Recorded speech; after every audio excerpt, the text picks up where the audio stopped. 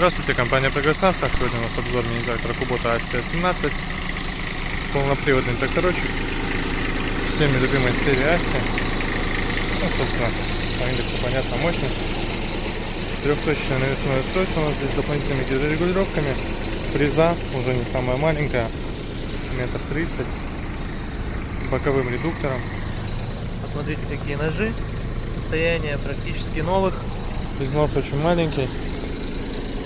И это прямо радует. То есть долгое время не понадобится никаких по ним замечаний. Регулировки навесного оборудования, которое, соответственно, осуществляется любовником гидроцилиндров. Гидравлика вверх-вниз.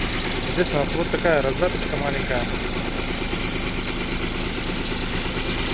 Тут, естественно, здесь специальный полный привод. Все это здесь. Дополнительная глушилка на всякий случай, когда трактор, конечно, работает непосредственно с ключа. Соответственно, смотрим часов наработки.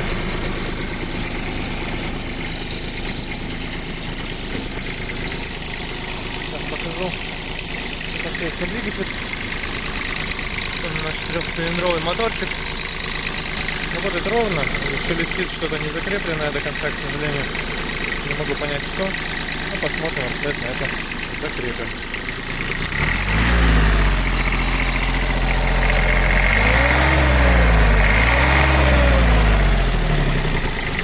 Видим, что обороты набирает ровно, очень быстро. При этом никаких дополнительных выхлопов, примесей выхлопа, точнее, не замечено. Повторюсь, Kubota ASTI-17 очень, наверное, известный, популярный тракторочек. Многие его любят за то, что при наличии хорошей мощности трактора очень компактные, при этом маневренные, удобные в эксплуатации.